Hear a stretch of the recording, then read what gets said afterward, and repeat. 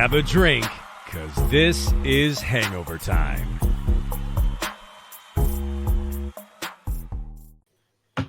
Heat win, a moral victory. Heat win, a moral victory. Welcome into Hangover Time, guys. Listen, there's a lot of things to be encouraged about, a lot of things to be upset about. But one thing I want to remind everybody that, yes, we're on the Miami Heat Beat Twitch channel. Check us out after once a week. Hangover Time will be on the Miami Heat Beat Twitch channel. We're also on the 5 Reasons Sports YouTube channel. And speaking of 5 Reasons Sports,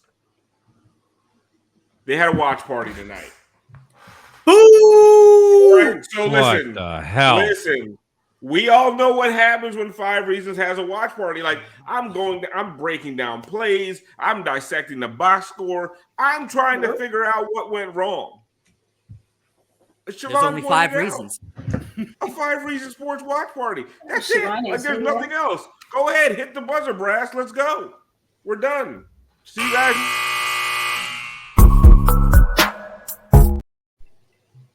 Okay. Seriously, though. I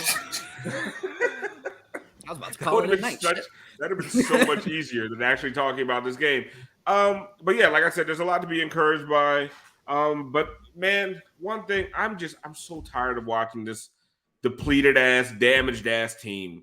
Like, can we please get our lineup back? Like, Udonis has him playing almost 10 minutes tonight. Like, what is going on? I mean, it's November. Like, what is happening? Like, our birds' heads are falling off. Like, the whole team is injured all the damn time. But you know what? There's been somebody I've been pretty hard on. And you know what? Somebody stepped up tonight. If nobody stepped up tonight, this one guy stepped up tonight. So, Moose, can you hit it for me? To Mrs. Hamish, I'm sorry. To Hamish, I'm sorry. To all the Heat fans, I'm sorry. Trying to stay true to the original video.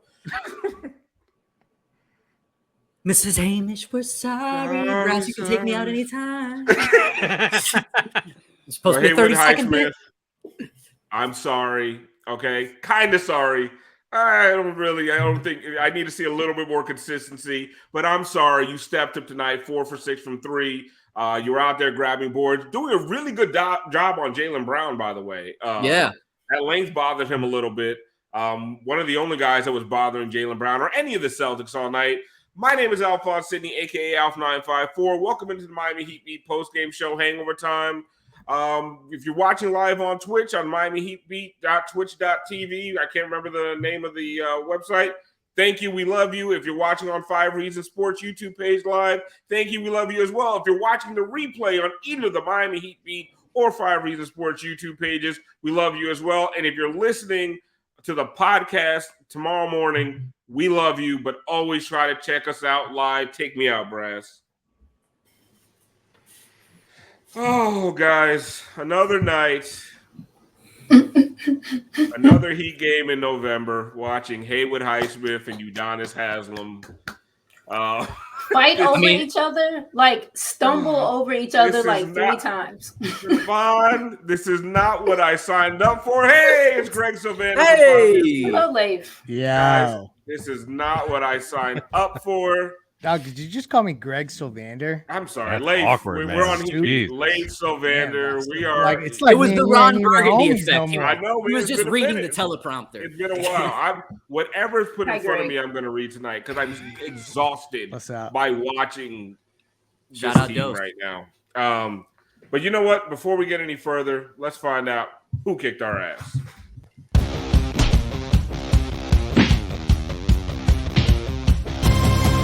They kicked our ass.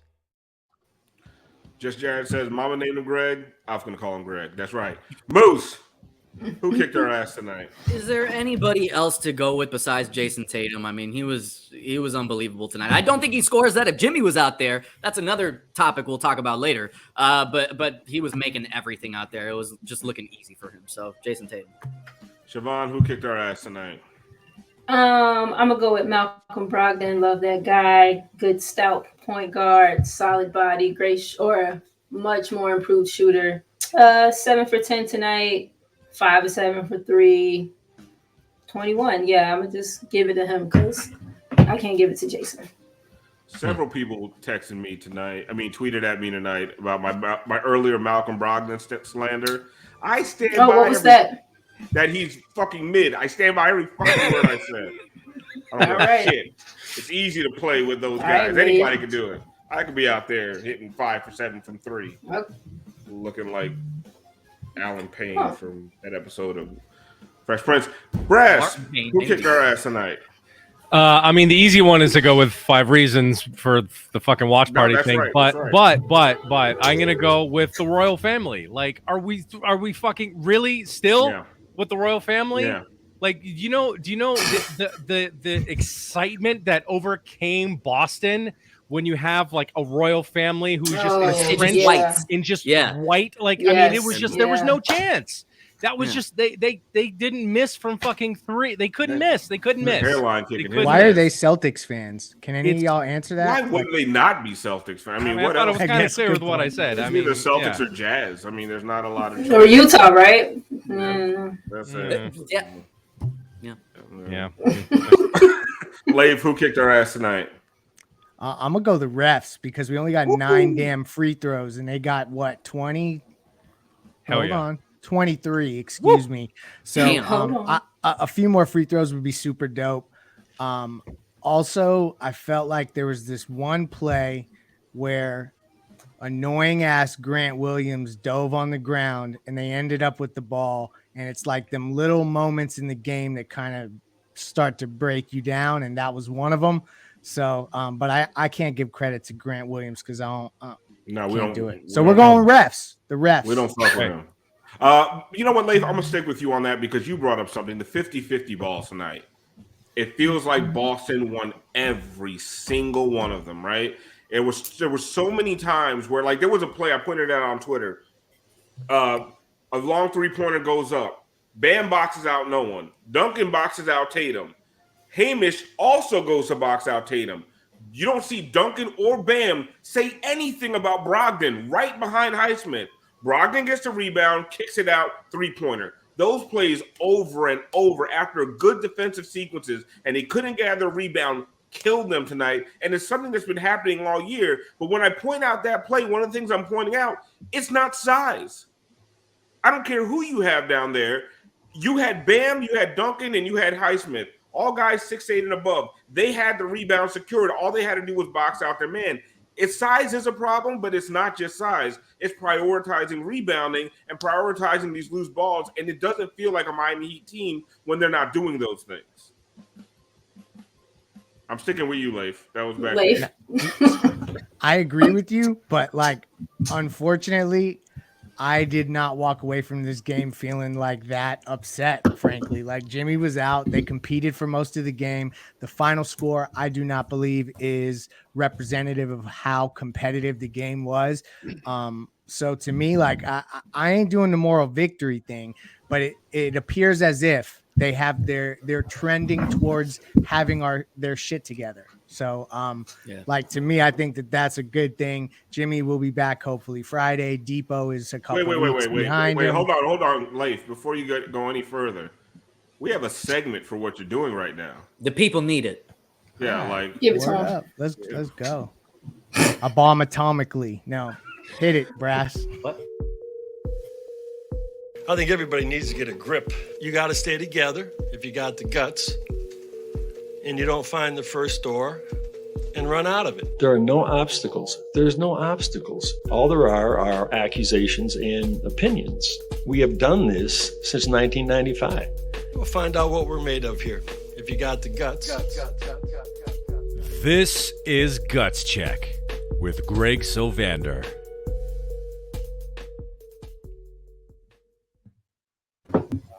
These damn Celtics, man. Like, so let me just start here.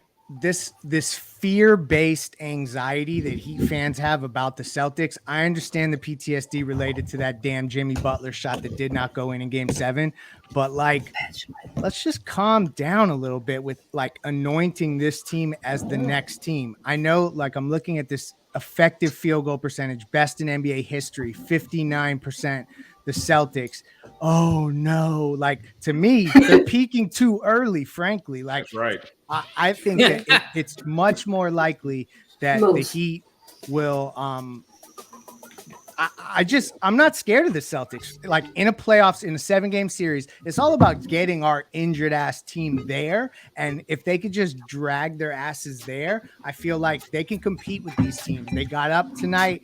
I don't know. I just didn't walk away from this feeling deflated the way that I felt like maybe as I was backstage. Alf was setting the stage for the show. I understand they're depleted, but who else are they really missing? They're like, are we really like worried about Dedmon and Yurt? I mean, I guess they are missing every center. That's true. Yes, right. They are missing everybody as above I start 6'11". to rattle it off, I'm like, damn. And they're missing Depot. So yes, that is annoying as hell. But Jovic, to me, there's nothing but upside. Dedmon, Jovic, Depot. There's nothing but upside, Jimmy. though. I know. Karan. It's annoying as hell, and you could take me out so that I'm not like I'm gonna say some prophetic shit. I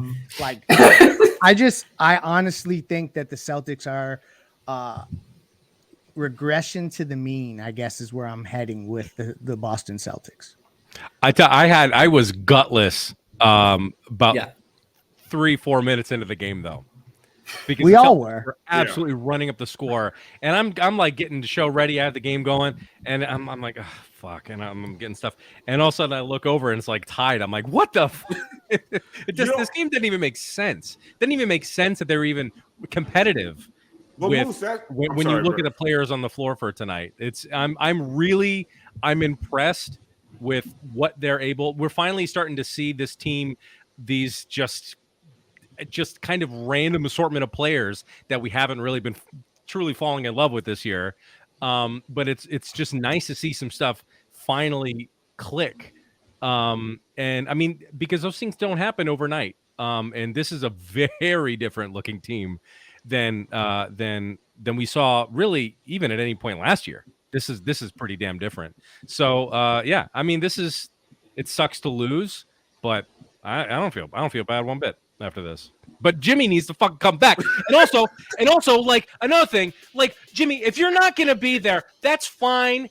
Get back from your injury. I get it. Get well soon. We need you. We fucking need you. But also, how are you not playing, but you don't even do a Black Friday or Cyber Monday deal for any of your big face coffee? Okay. And what a missed opportunity. I went to your fucking site. I love your coffee. I love the product. And I went there and look, there's nothing. Like, I'm supposed to pay full price. It's like the same fucking beans that have been there for like 2 months. Like, come on, Jimmy. But yeah, we need you back. We need you back. Black Friday terrified me. Yeah, you got it was going Friday anxiety. It was going Knickerbockers quick. Hey, take me out. But Moose, to Brass's point, like when they were down, I think it was like 20-6 or some shit. Like, it was like, well, here we go again. I thought they were about to get run off the floor. And one of the things I will say all season, this Heat team has been incredibly resilient. And I don't know if that's just the Heat, or it seems like the whole league can't hold on to a lead. It's crazy. I mean, teams are coming back from double-digit deficits all the time. But for the Heat to get punched in the mouth, and it's not just once, not just in the first quarter, over and over and over all game, and to continue to, you're getting big contributions from Highsmith. Caleb wasn't that great, but you had a bad first half by Max, and all of a sudden he scores 19 in the third quarter. I mean, are you encouraged by the fact that they went up against the best team in the league on their home floor without their best player, playing Udonis Haslem as a backup 5, and still made this competitive as hell till about 2 minutes left in the game? Hell yeah. So let me take you behind the curtain for a second. I was freaking out about tonight's game. I'm going to be honest. I did not have the guts. I'm sorry, Leif. I'm sorry, everybody. I thought we were going to get smacked around tonight. I just thought going up against this Boston team, the way they're playing without Jimmy, I wasn't sure if Bam was going to be able to maintain the offensive and defensive, intensity throughout the entire game.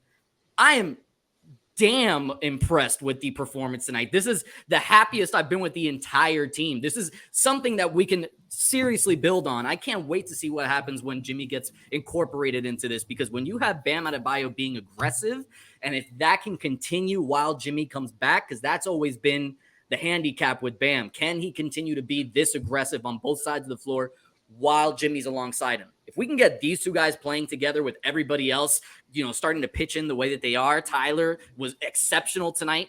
This is absolutely a win to build on that I'm very, very happy about, because I was not expecting it to be close at all. And the fact that it was like a signature boxing match where it's just haymaker after haymaker on both sides, everybody's getting shots in, that's something to be really excited about. Brass, take me out. Put that comment back up, Subsonics.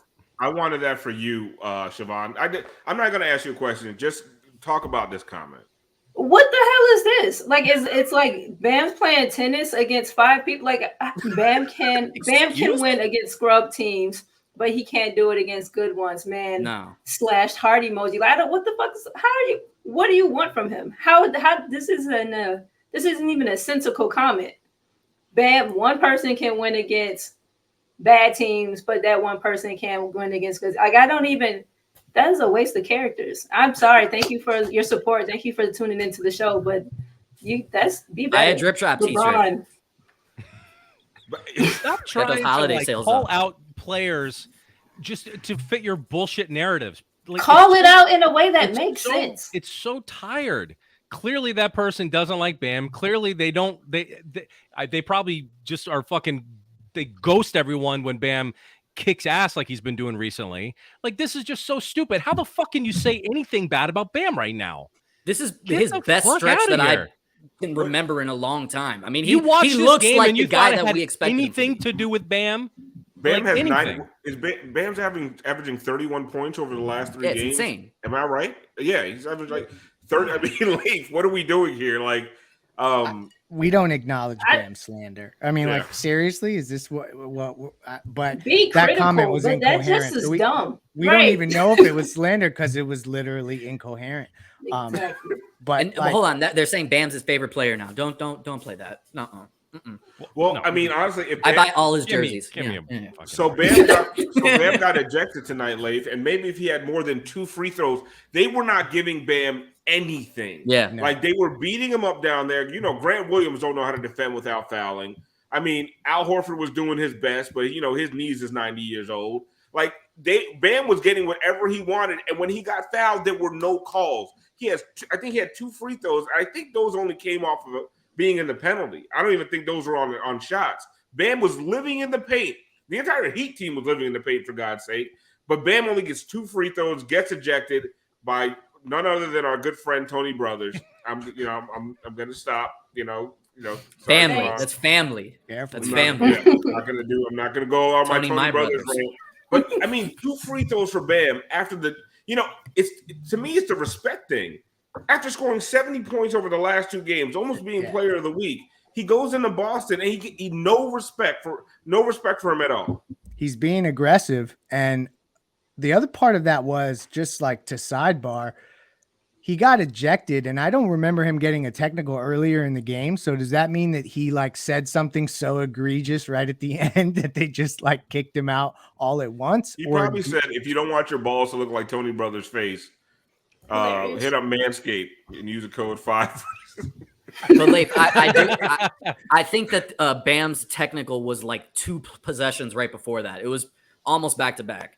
Yeah, he did get one technical. I didn't realize that. I thought that it all was right there at the end when they ejected him. I didn't catch that he had a technical earlier than that.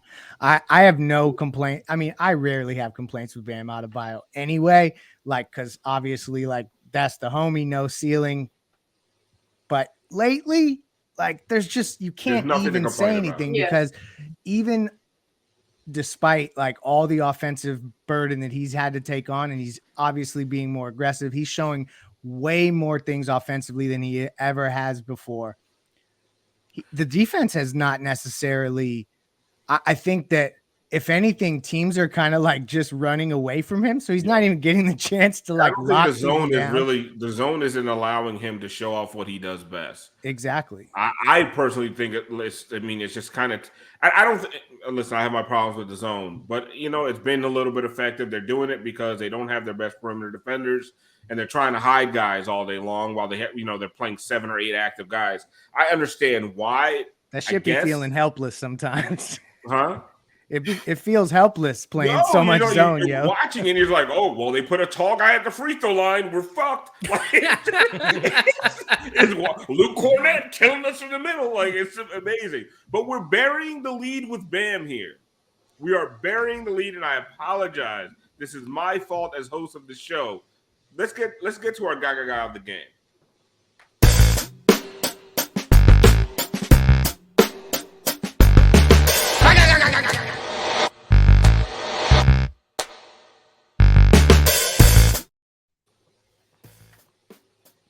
The most important play of the game, win or lose. Oh, Top hell of the yeah. key, wide open. Finally. Give me more of that, please. Please. They say that's his 8th for his career, I think, first of the season. Yeah, I think something like that. Whatever happened to that thing that Jimmy said where he'd give Bam like $100 for every 3 he made or something like that? Wasn't that and he's probably like, man, I spent that all on Big Face Coffee, man, because you don't give any discounts. Damn it, Brass. Bam got that max extension, and that was off. Yeah, it's true. I predicted Bam would hit 42 free-throw or 3-pointers this season. Oh, that's not gonna happen. You're way off. Yeah, not likely. You'd have to hit on like a Steph Curry clip to get there now. I figured, like, time. He does have time. So, before we get to our next segment, we want to talk a little bit about Bam's offense over the last few games. We have a special guest. Big game. We brought out the big guns. Whoa. Wow. Our very own, Miami's very own. We got him on a non-76ers night. Okay. Hilarious. Listen, I can get George. Well, they lost. We can get George. That's it. We don't nitpick when George comes on. George, thank you for stopping by. I know we only got you for a little bit. So I really kind of, not just this game, overall, your impressions of the Heat season thus far. As usual, I feel like Heat Twitter is completely overreacting to things. They haven't been healthy. They haven't had a million guys in the lineup. I mean, Kyle Lowry's played the second most minutes in the NBA. And yet they still find themselves, I believe now 9th in defense, despite lack of continuity and all that stuff, which is really their backbone. And if I had to guess, if they have any semblance of health moving forward, they're probably going to creep closer to that top 5. Now, I think the big question is always going to be what they do offensively, particularly in the half court. I still feel like I have those kind of questions. They were 22nd or 3rd in offensive rating to this point in the season. But again, like, they just haven't had their full roster. But even when they're healthy, I still feel like they've got a lot of questions there. And they feel like they're one player short. And I mean like a significant contributor, not just a role player, in regards to being able to potentially fix that offense. I don't know if that happens this particular season. It may not. They have assets. We'll see. But, you can't include Tyler, right, till next season. So they're, I don't know how big an asset they can get. I mean, you're probably looking at, if I had to guess, probably someone who is not, a max level type player, because you're not going to give up any of the assets or the salaries that you have attached to that, because you need those guys. George, one of the things I've been saying, and I guess I'm kind of agreeing with you, I don't think they've ever been as bad as, there were Heat fans saying that they're purposely tanking. Like, that's how far, and a lot of Heat fans are calling them a lottery team. And no, they're not that bad, but they're also, to me, they're 5th or 6th seed in the East. Right. So they're right in the middle of the pack without a move. And I think you said you don't know if that move is going to come this year. But out of the guys that are that are maybe a possibility for the Heat? Guys like John Collins, guys that we've heard in that trade machine talk. Who would you say the Heat should be the Heat's main target if they go after anybody? I mean, John Collins signed a really long contract. Like, I don't feel like the Heat are a John Collins away from winning a championship, right? So I think if you're going to make a move, you got to make a move for a guy, in theory, who doesn't have that many years left on his deal. I don't know the John Collins contract right off the top of my head, but I'm guessing it's at least another 3, if not 4. So look, I look at guys, and I'm not saying this guy, okay, but I look at a guy like Robert Covington, okay. I know he's got 1 more year left on his deal at like 11 and change. I think that's the type of guy that would help the Heat tremendously. He's legitimately a stretch 4. He's an incredible defender. He does more than just shoot the ball from the corners, right? Like, he actually, to me, is a better version of what you had with PJ Tucker, at least offensively, right? And defensively, I think that if you look at his impact on the court and off the court, particularly last year with the Clippers, I think that he had similar, if not better, impact. Now, he has been in and out of the lineup this season, some of it due to injury, some of it DMP. But he did play most recently the last couple of games after a DMP coach's decision. So I'm guessing he's back in the rotation, but maybe he won't be when Paul George comes back. And certainly maybe not when Kawhi is available to them on a more regular basis. So I think a guy like that could be had. I don't know what the price of that would be, but that's the type of guy I would look at where you're not committed to someone long-term, and he certainly helps a real need for you. What do you see, George? You mentioned you have questions or feelings about their half court. Where do you see the friction or the things that need working out? Is it with regards to like who's having the ball in their hand more? Is it a fit thing? Is it a spacing thing? Is it our guys in each other's way? What do you see being a problem with them half court? A little bit of all of it, right? Like, I think that when you look at them, I just don't know in a playoff series, okay? Because that's where I'm going to fast forward to, because I'm with you, Alf. They're going to be a 5 or a 6 seed. They're going to – look, Milwaukee and Boston are clearly the best 2 teams in the Eastern Conference. Hell, I would say that if Milwaukee and Boston played in the Eastern Conference Finals, that's the real NBA Finals, in my estimation. I think the West is deep in the sense that there's less bad teams, but I don't think there's any dominant teams that are as good as Milwaukee or Boston in the Western Conference. Yeah. So now, look, maybe the Clippers, Kawhi all of a sudden is healthy and Paul George is healthy. How many times we heard that? Things potentially. But that's a huge if, right? Mm-hmm. So the way I look at it is those are the 2 best teams in the NBA. And then everything else, like Philly, Miami, Toronto. I don't know if Brooklyn gets their stuff right. Atlanta, whatever. Cleveland, all these other teams to me are somewhere between like 3 and 7 or 8, right? Like that's just kind of where they're going to fall. So I think Miami is in that range.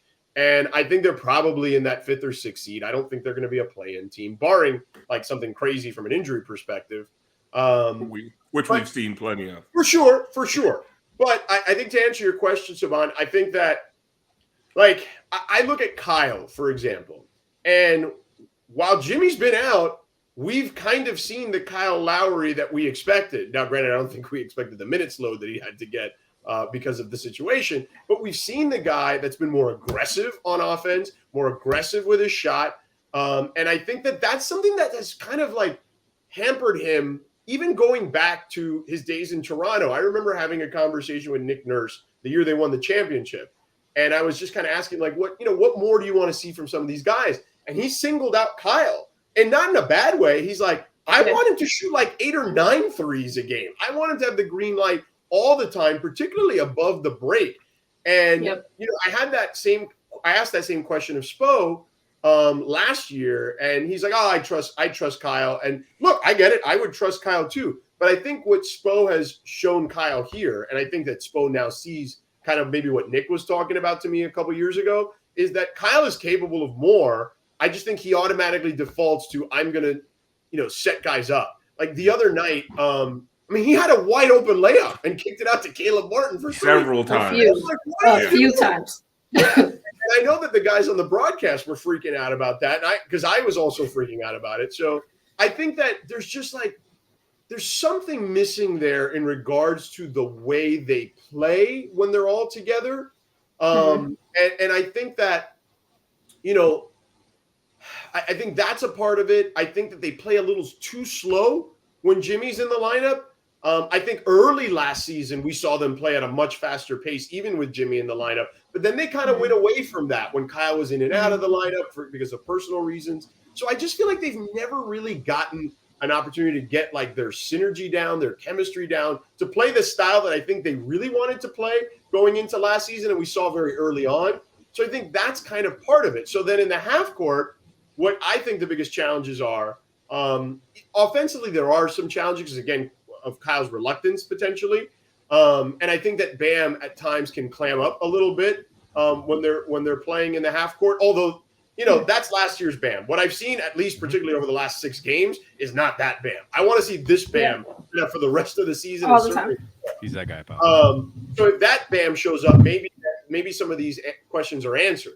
But the thing that really concerns me in the half court is the defense, because you're going to play Hero and Strus probably together with that lineup of Kyle and Bam and Jimmy. And just Tyler's still going to get hunted in that situation. And that concerns me in a big, big way. And you need him because, look, he's an excellent catch and shoot guy. There's no question about that. I wish he did more of it. I'm with Zach Lowe on that. I know Zach has been urging that on his podcast.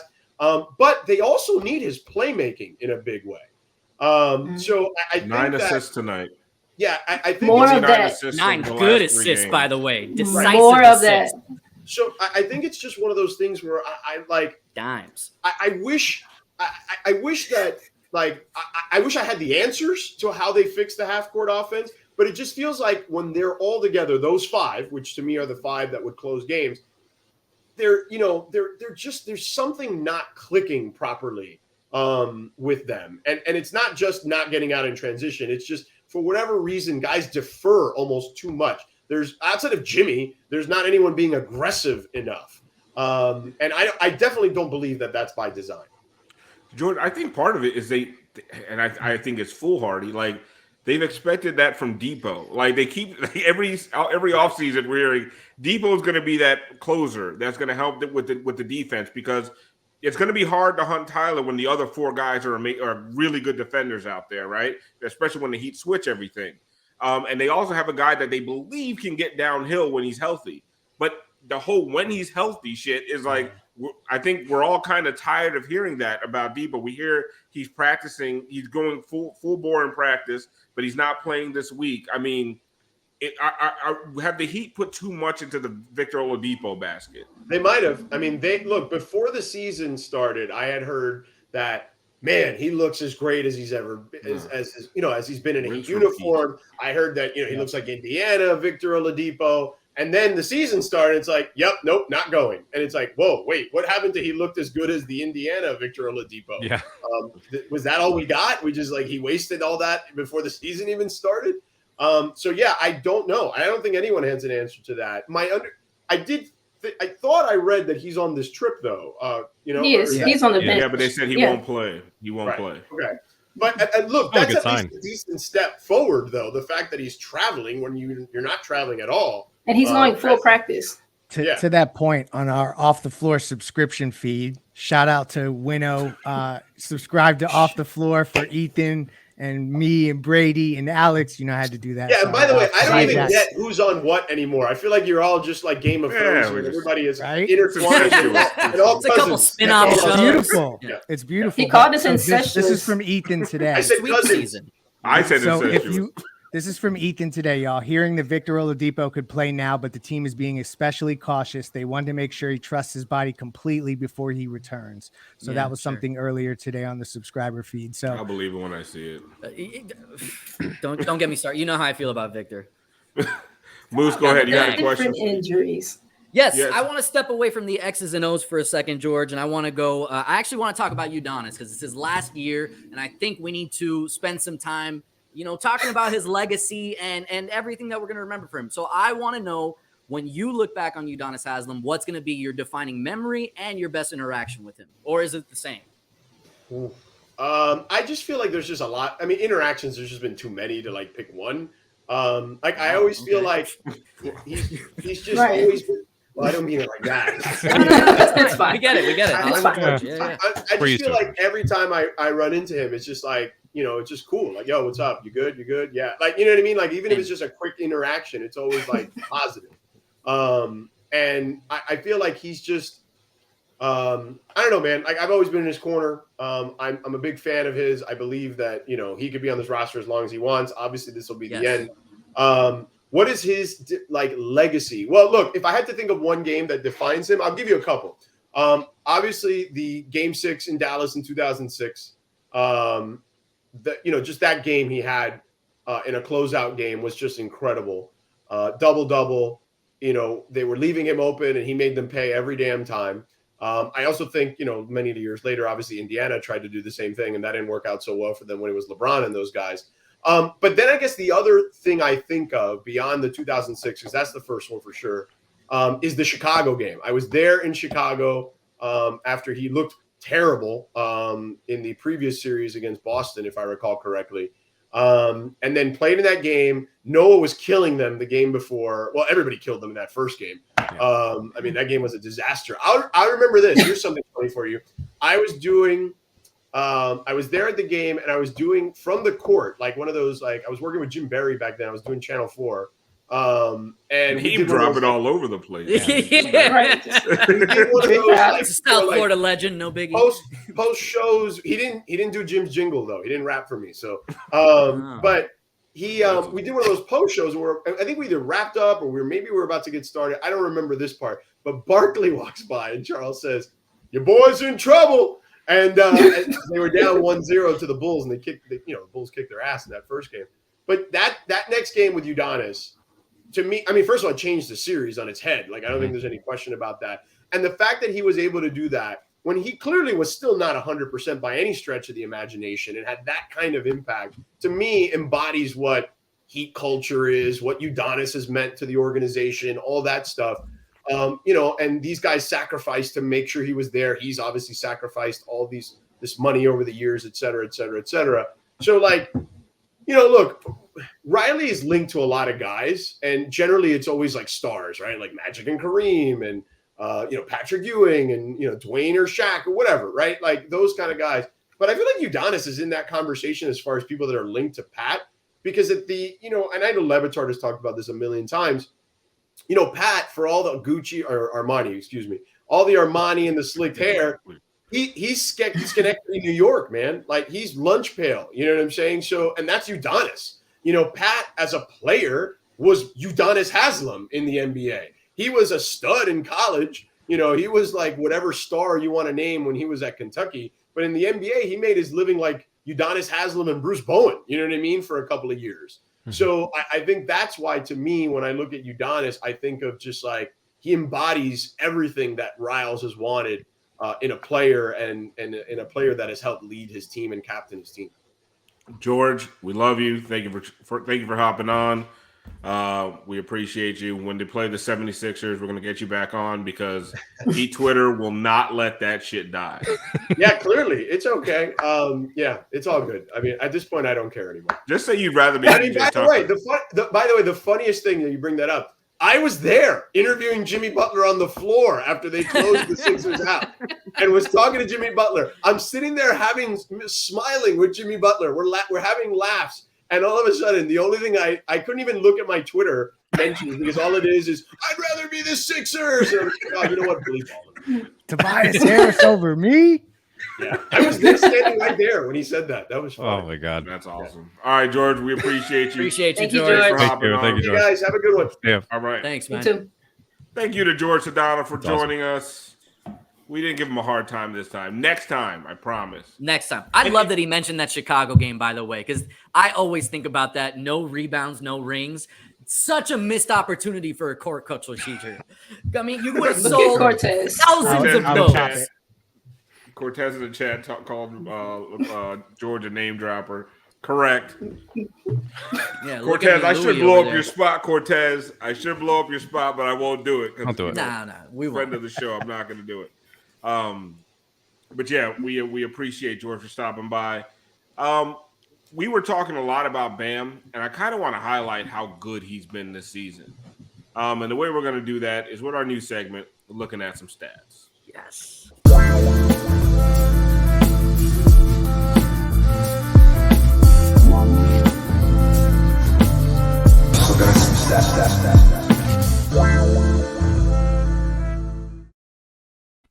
Cortez says, Cortez bring me on with with the George challenge. on Sixers game, fucking coward. All right, it's right there. You can't back out now. It's gonna happen. Right. Y'all see Nope. this, right? It doesn't matter what the Heat do this season. Cortez has won with his PJ Tucker slander. Like he, absolutely, he wins. Oh yeah, he wins the offseason with the PJ Tucker slander. Holy shit, man! Could you imagine if that motherfucker was doing that shit here? Woo! For Hey, 30 oh my mil? God, he wouldn't because On 3 he for wouldn't 30. have. He wouldn't have one of the worst offensive coaches I've ever seen, Doc Rivers. Anyway, man, that 2008 championship.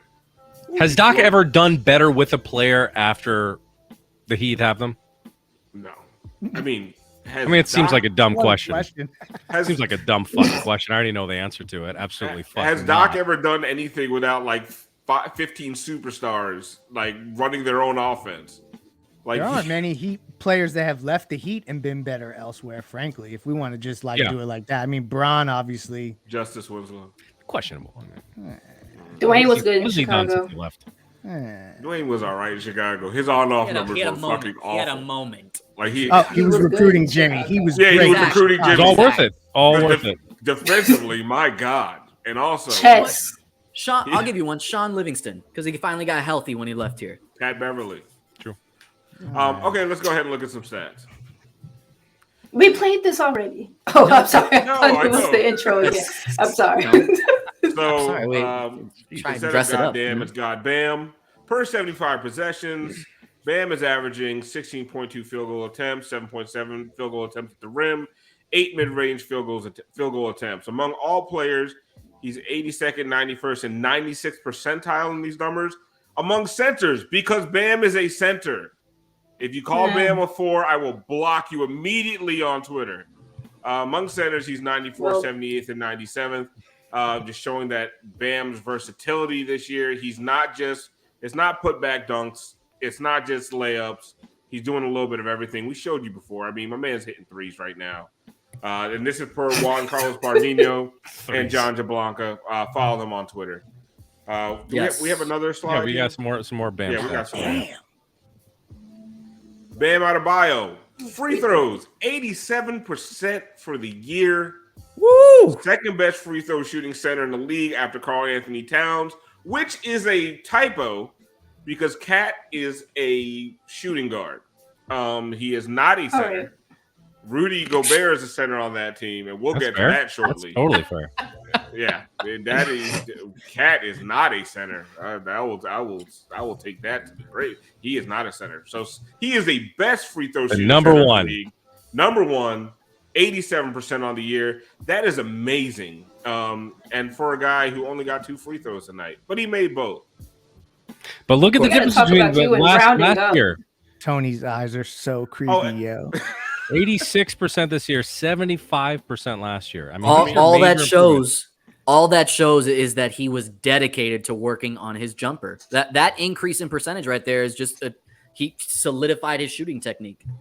And you are not afraid to go to your center at the end of a game, right?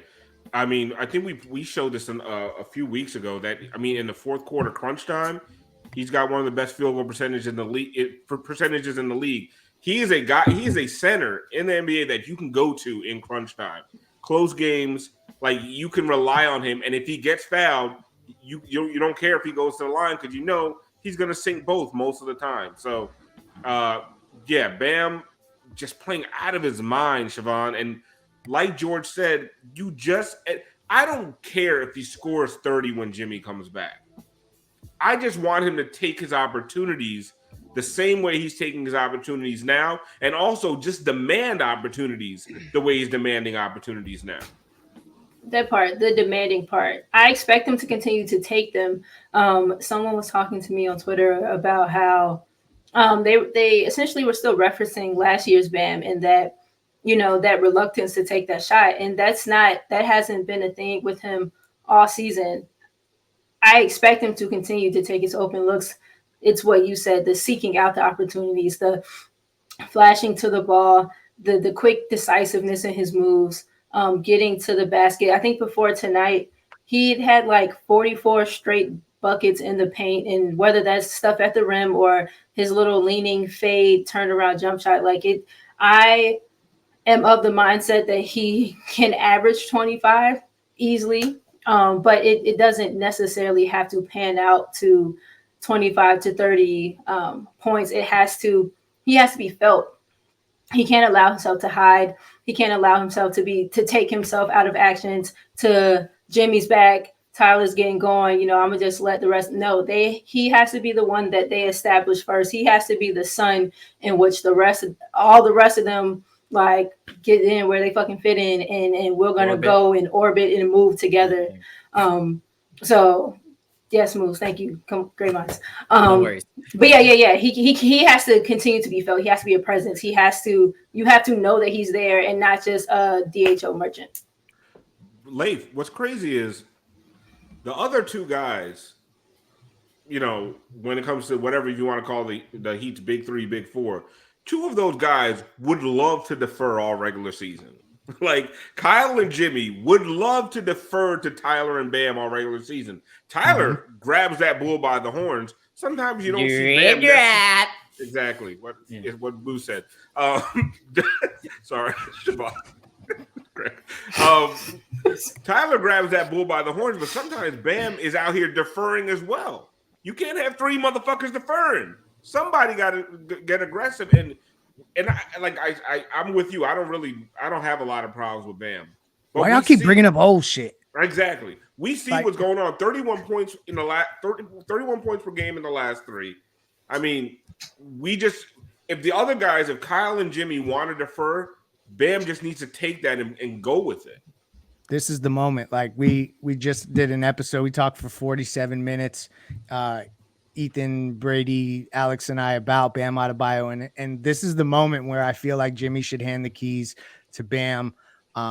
His field goal attempts are at 15 or so right now. They cannot go down. No. If anything, they should increase.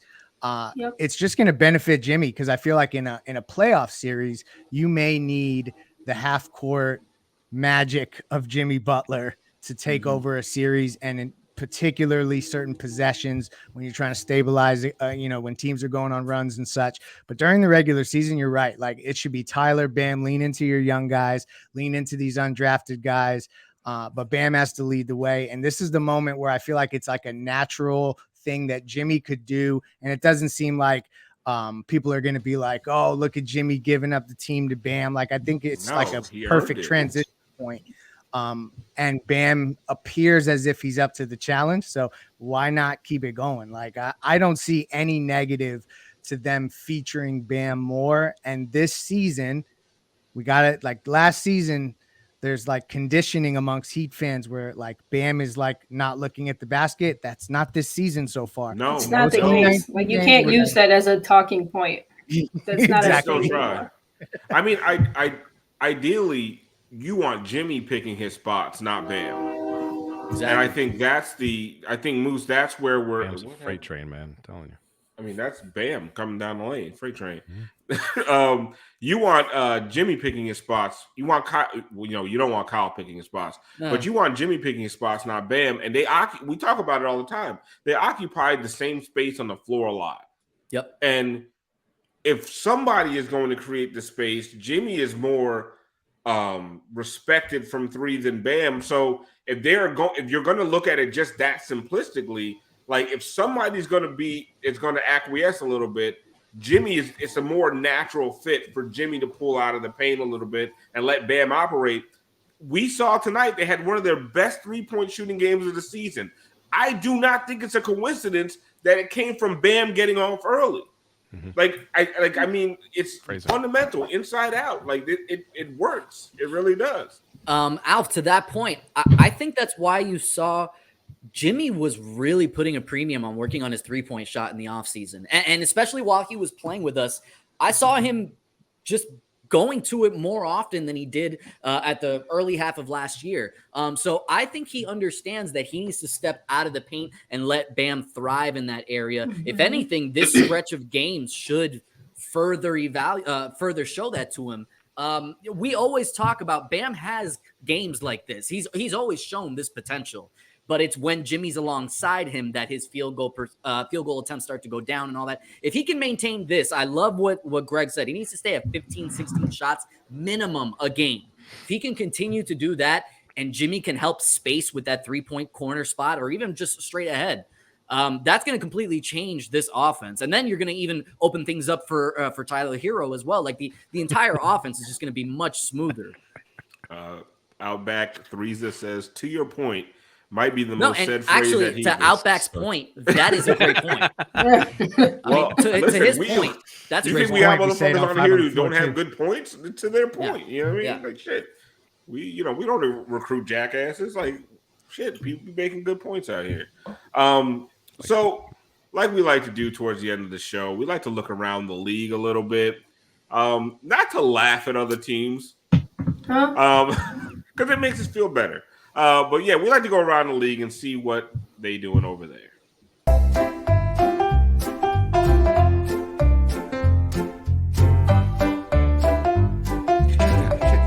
Oh yeah. Oh shit. What they doing over there?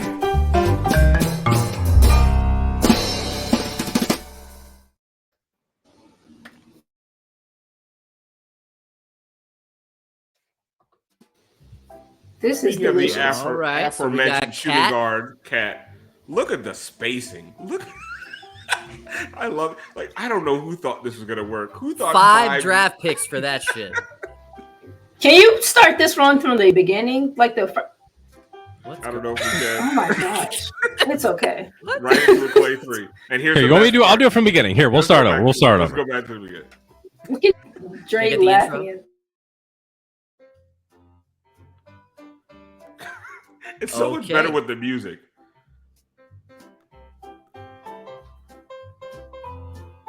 Gotta unmute, guys. Oh no! I'm so glad we did this again. I'm just watching it. I was talking. Where was Cat thinking he was going? He was taking Caban off the dribble. This part is hilarious. Right into Rudy Gobert, sitting in the paint because there's nowhere else for Rudy Gobert to go.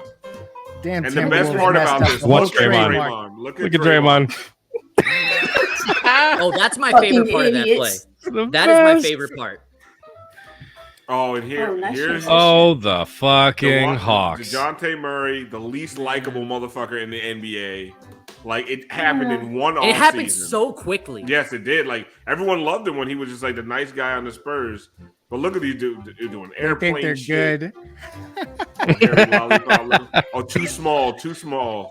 The two frailest. So, do you remember that chart early on about like the shortest and skinniest teams in the league, and the Hawks were like the smallest and frailest team in the league? Oh, and they lost all that talk to the Rockets too, of all teams.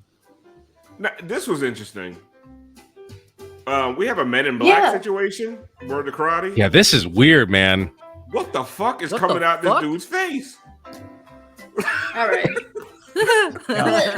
What? Why is he bleeding yellow? Is he a Simpsons character? Oh, here we go. Oh, here. Oh, these motherfuckers. Oh my God. Didn't they learn from last season? I mean, what the hell are they doing? They're the absolute corniest team. Are you in a towel? Is your dick like what? Are you? What dick is out, that? lifted weight. I like to lift with the drift. There they are. DeAndre. Jesus. Not you. Damn it. And this is from last season. I was same say, kind of shit. Yeah. Look at working out in slides. And this is fine. People do this all the time. Don't record it. Don't put it out there. Look at that. What the hell? Yo, is that Jay Crowder like working out with them? But does he even hang out with the team still? No, that was from last year. I mean, at least that's an exercise. Yeah, the Suns haven't learned their lesson. It's okay. Like I think a lot of teams do anymore. that after. Yes, point. it's common. But who else is broadcasting that shit? Real look at Bluey type shit. Hangover Time. So all the people over there bitching about like, oh, fucking make fun of culture, heat culture, fuck your heat culture. It's like, listen, that like at least it's like an actual fucking thing you can like measure over the years. But like that bullshit, with the like what you got to show workout videos? What the fuck? Do you have fucking radio in your Twitter handle? Like what the fuck is wrong with you? Yeah. Shout out to Pablo and G. to your point, Inside I be seeing some informed, they think they're informed opinions on Twitter where like Atlanta has a better young core than Miami, and Minnesota has a better young core, and Anthony Edwards, and there's all these teams. The Phoenix Suns, fucked. That's what they are. How many championships? About a core. A core Take has them to teams, be add up their cohesive. championships. None. Thank you. Mm-hmm. And honestly, the fact that Rudy Gobert trade set the market. that is gonna go down as one of the worst trades in NBA history. I think the Heat would have Durant. But Siobhan, like what I don't get, I'm with you, Leif. I don't want to spend too much time with the Timberwolves, because they actually beat us. But I mean, everyone beat us and did. But yeah, but we play up to good teams. We didn't have it. I think we're playing up to like good 4 teams. guys. But I don't understand who thought in today's NBA putting Cat and Gobert on the floor at the same time A-Rod was gonna work. Like why? Like who thought? First of all, defensively, I guess it's okay, but Cat can't move. Like you can't have 2 slow big. Like you have to have a bunch of athletic guys around Gobert to make Gobert shine. Like I just don't understand why they did this. They're not even complimentary as big pieces. Like the only team doing that well is New Orleans, but that's because all of their bigs are active, athletic, and they fit. Like the big core in New Orleans fit each other really, really well. That shit was stupid. And it is, it's very saddening that is what set the market. And I wanted it. I knew that was going to happen, and it pissed me off that it did. But shout out to Utah. They got a trove on the backside. Oh, they're stacked. They did. They're set up. They're set up. And they don't. And Minnie doesn't have the coach to make that work. Nope. Like I don't know what they thought they were shooting for there. I don't know. Who is their coach? Exactly. Not one that's going to make it work. Coach. He's still Fred Hoiberg or some shit. A beard and a tight sweater. That might be somebody else. Fucker. Am I wrong? Who is their coach? I don't. I thought it was not Flip Saunders. Some guy that's about to be fired. I think it is. Some guy that's about to be fired. No, Flip Saunders. We'll learn their name when we see the press release. Yeah, of their release. When they hire Ime Udoka. Oh, one of the most overrated coaches of all time, next to Brad Stevens. Apparently. Clearly, Boston needs to keep on fucking firing coaches, and they look better whenever they do that. According to the chat, it's some dude named Chris Finch. Yeah, nobody knows fake. who Chris Finch is. That's I don't believe. Yeah, I think the chat's fucking with us. No way, there's an NBA coach named Chris Finch. I didn't know there was a black coach with the last. What's the guy's his name? Mazzola. The Boston coach? No, that's a race car driver.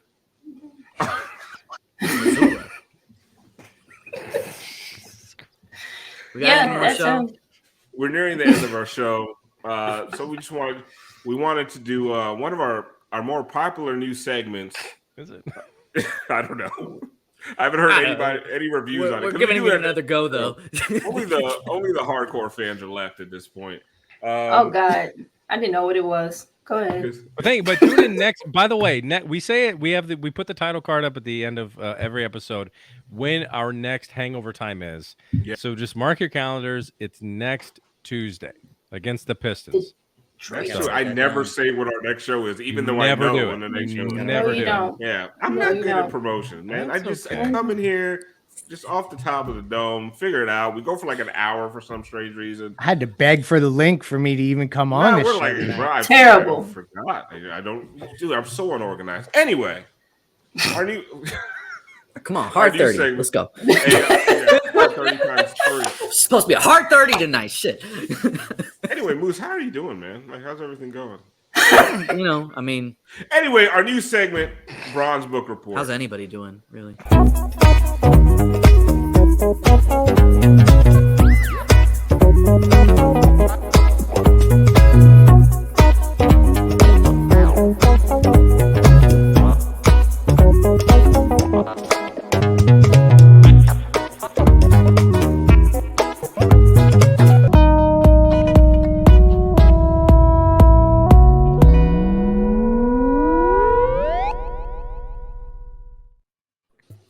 I'm sorry. It's the one of him on the bike in the spandex reading. You're not reading on the bike, LeBron. The reading rainbow is what gets me. I love He should have been in that Suns montage. I don't know what y'all talking about. Yes. Fantastic. Hello, What's up? Sorry. What's up, Bron? How you doing? Yeah, no. How's your season going? You guys don't read on the exercise bike? I like to read on the exercise bike. I don't. And you read the table of contents. Sing songs I don't know the 38 words to. special lyrics. I like to sing songs I don't know the words to yet. So, what are you reviewing for us today, Bron? Well, the new book that I've been reading digitally is That's it, baby. That's a tough word. That's a tough word. A book by Muggsy Bogues. Called Charlotte's Web. Man, this book has everything. That was a good setup. There's Larry Johnson, Miles Bridges, LaMelo Ball. It's about this pig, right? And then James Cromwell comes in. He's like, Michael Jordan bought the team, and then